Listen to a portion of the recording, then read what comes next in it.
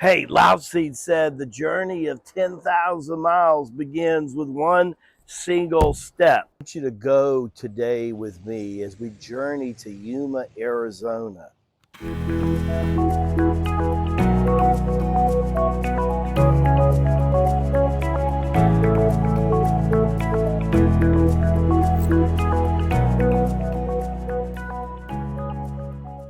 I want you to go with me today as we journey to Yuma, Arizona.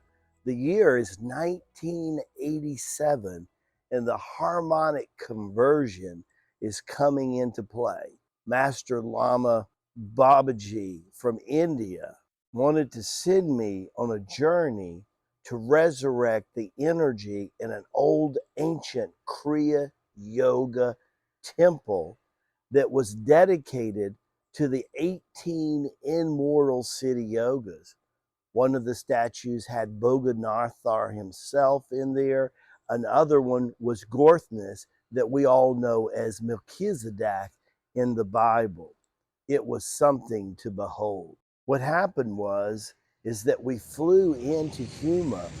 One of my students by the name of Don decided he wanted to go with me. He said, Lamaji, I'm always hearing about these miracles that follow your journey. I want to experience some of these miracles firsthand. I told Don, you better be careful what you wish for because it can happen in spades. We got to Yuma, Arizona on like a Thursday afternoon. Oh my God, it was hot.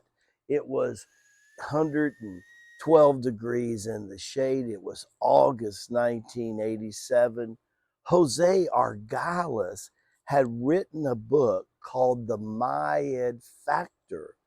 And in it, it was saying that the Mayad calendar was coming to a completion and the planets were lining up in such a way that this was an event that will remind you a little bit like the portal of Shiva that, as we know, happened earlier last year.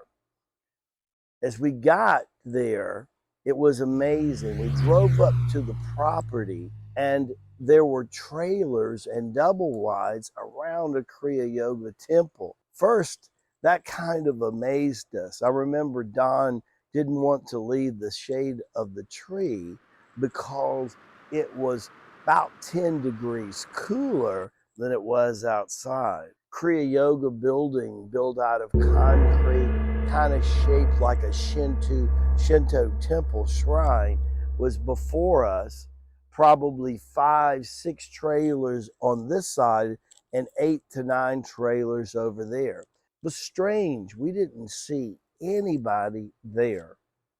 We walked up to the temple, and as we got close to the temple, what really freaked the Lama out was 3 Rottweilers were literally chained to the front door. You could hear them gnarling and growling as we got closer. Don looked at me and says, Rasaji, I don't think we need to go any further than this.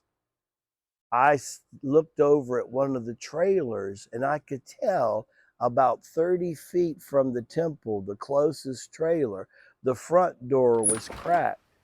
Saw one car in the driveway. I thought, let's wander over there and see what's going on. We tapped on the door.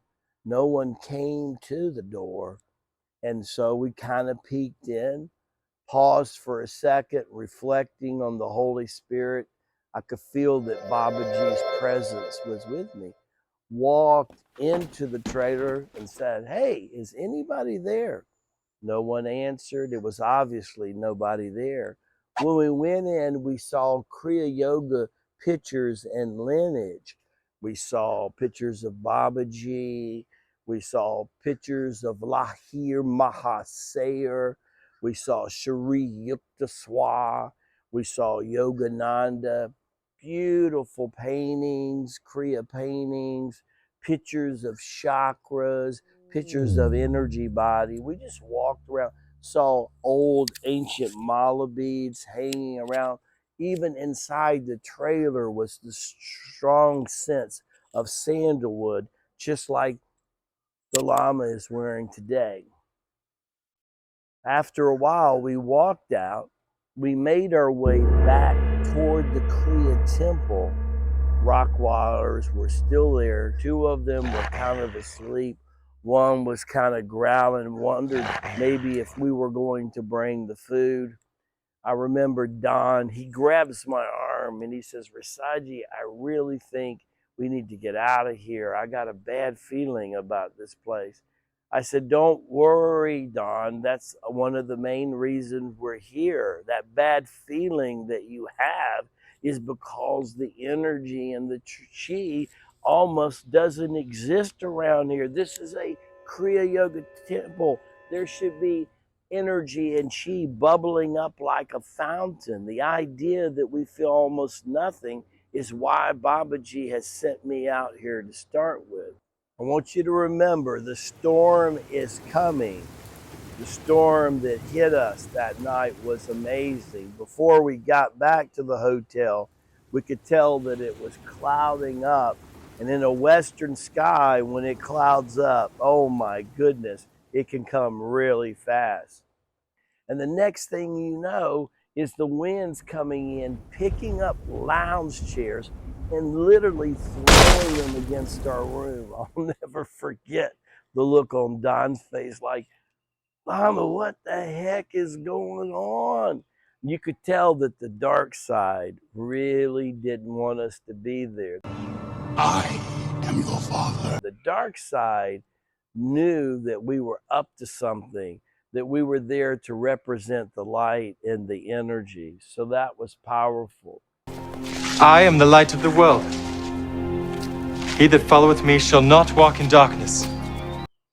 The next day, Friday, we decided we're going to go in a day early. I remember at breakfast that morning, Don says, Mama G, you sure we're supposed to be over there? And I said, yeah, of course we would. We're supposed to be there. I'm telling you. I can't wait to go and experience the next one with you. Well, that's going to lead us into our next episode on the Lama Speaks. Baranga Bashai, may the blessings be to you and your glorious family. Can't wait to see you on the next episode of the Lama Speaks. God bless.